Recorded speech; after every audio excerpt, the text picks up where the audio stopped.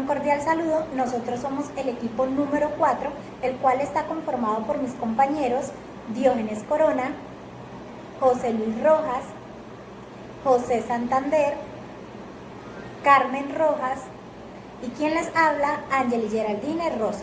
El día de hoy trataremos dos temas, que sería el tema número 7 y el tema número 8. El tema número 7 está denominado como el reintegro y el tema número 8 como los derechos preferentes. Esto dentro de la cátedra de Derecho Inquilinario. Como punto de partida vamos a conocer a qué nos hace referencia el término reintegro inquilinario.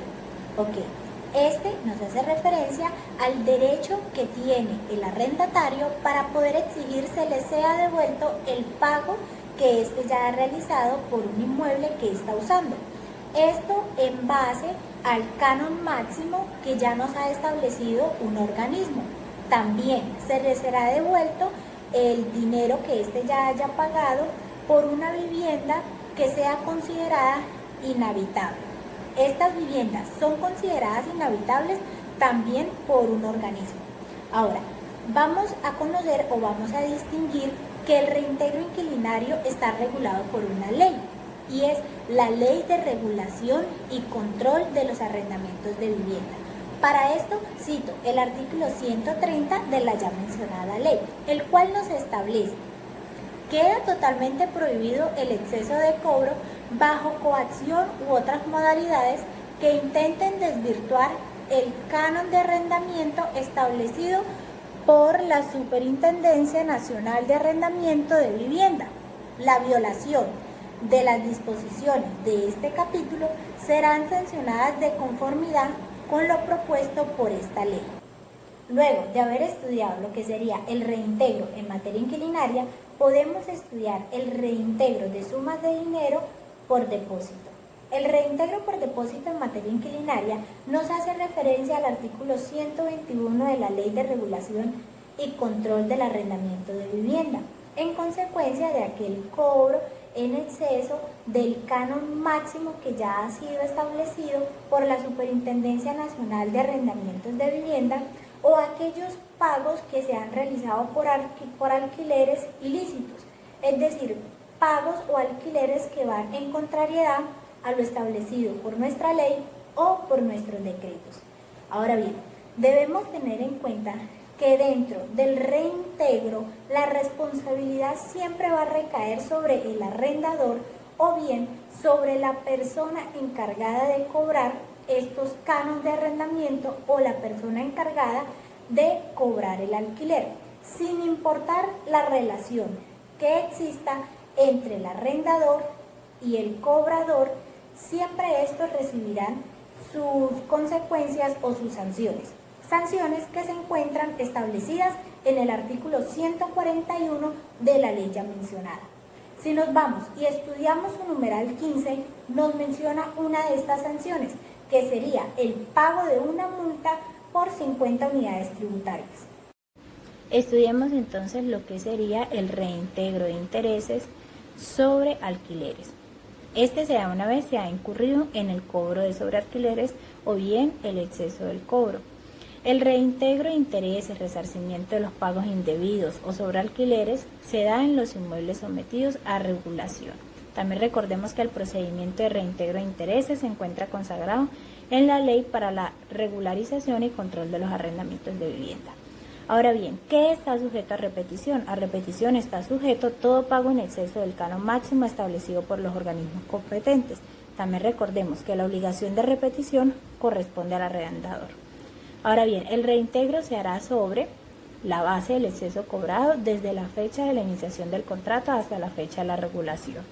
Y los reintegros previstos en la ley podrán ser compensables con los cánones de arrendamiento a solicitud del arrendatario o bien la arrendataria, y se consideran a este en estado de solvencia. Y cuando el importe de tal reintegro establecido mediante acto administrativo o sentencia definitivamente firme sea igual o superior a lo que le corresponda pagar por concepto de cánones de arrendamiento, las cantidades a reintegrar serán con base a intereses calculados a la tasa pasiva promedio de los 6 principales entes financieros durante la vigencia de la relación arrendaticia en los últimos 6 meses. Ahora bien, vamos a hablar un poco referente a la sanción por incumplimiento de la obligación de regular, según lo contempló en el artículo 141, numeral 15, que ya lo explicamos con anterioridad, que nos habla referente a las sanciones, y en su numeral 15 establece la multa por 50 unidades tributarias. Ahora podemos hablar sobre el reintegro de sumas de dinero por depósito que exceden de 3 meses. Y allí nos cita el artículo 129 de la misma ley que hemos estado hablando, el cual establece que los reintegros previstos en este título podrán ser compensables en los cánones de arrendamiento a solicitud del arrendatario o la arrendataria. Ahora bien, el reintegro de sumas de dinero pagados por conceptos de alquileres de rancho, y allí nos cita el artículo 20 de la regulación de alquileres, el cual declara ilícito el arrendamiento de viviendas urbanas y suburbanas que no posean las condiciones elementales mínimas de sanidad. Y podemos pasar entonces al artículo 15 del reglamento de la Ley de Regulación de Alquileres y del Decreto Legislativo sobre Desalojo de Vivienda, donde nos hace referencia al inquilino o al arrendatario cuando éste considera que no es habitable el lugar que éste está ocupando y pues por lo tanto pretende se le realice el reintegro del pago que éste ha realizado por tal alquiler. Para que esto pueda proceder, debe regirse por el procedimiento que bien está establecido en el artículo 47 hasta el 55 en este mismo reglamento. Teniendo claro aquellos puntos o aspectos fundamentales dentro del reintegro, podemos hablar un poco o estudiar lo que sería el reglamento de la Ley de Regulación de Alquileres y del Decreto Legislativo de Desalojo de Vivienda. El artículo 44 de este mismo reglamento notamos que también nos hace referencia al arrendatario o al inquilino, donde éste, al manifestar o pretender se le sea devuelto el pago de lo indebido por aquel inmueble que está usando, deberá manifestar su pretensión por escrito hacia la dirección del inquilinato, donde allí podrá manifestar y motivar sus pretensiones. Teniendo claro a qué nos hace referencia el reintegro en materia inquilinaria, podemos pasar entonces a estudiar lo que serían los derechos preferentes. Derechos preferentes. Los derechos del inquilino arrendatario de vivienda o local de negocio se adquieren con la firma del contrato o contrato de arrendamiento, en donde se hacen efectivas las obligaciones y derechos del inquilino con respecto al uso de la vivienda o local que se adquiera. Entre estos derechos se establecen algunos conocidos como los derechos preferentes. Estos están establecidos bajo la ley y se encuentran como dos figuras que se plantean como derechos del arrendatario bajo una relación arrendaticia.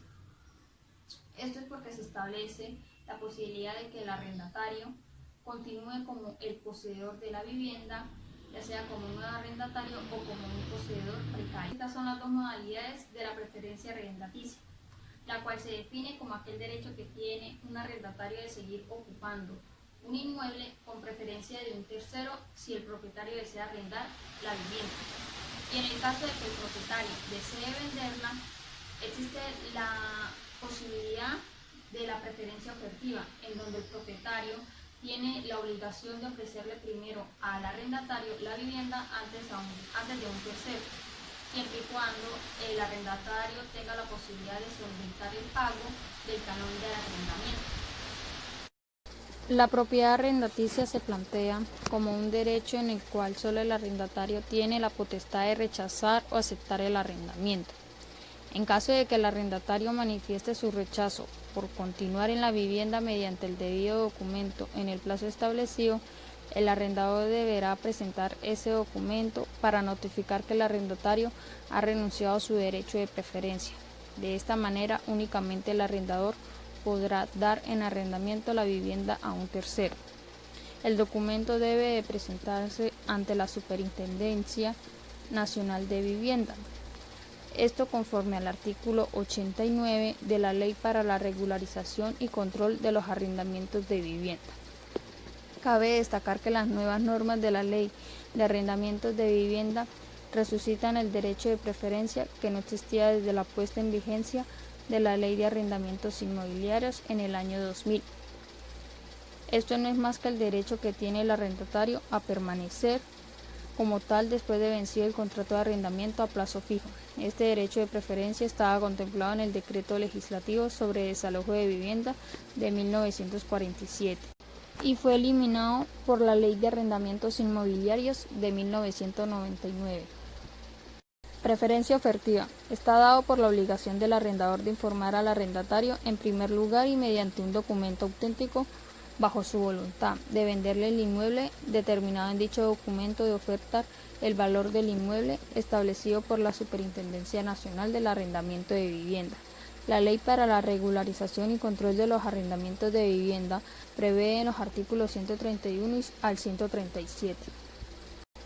Y para seguir su proceso debe hacerse bajo el registro de la vivienda ante la Superintendencia Nacional de Arrendamiento de Vivienda, SUNAVI, y posteriormente en físico. Acto seguido se presenta la solicitud de compraventa más el compromiso del propietario con su voluntad de vender el inmueble. La SUNAVI hace el peritaje y avalúo para acordar precios y condiciones. Se realiza el estudio socioeconómico de las personas que deben estar inscritas en el Fondo de Ahorro Obligatorio para Viviendas, FAOP. La SUNAVI envía los recaudos a Banaví, Banco Nacional de Vivienda y Hábitat. Se relaciona tanto a los compradores como a los vendedores con la institución bancaria, que hasta ahora es solo del sector público.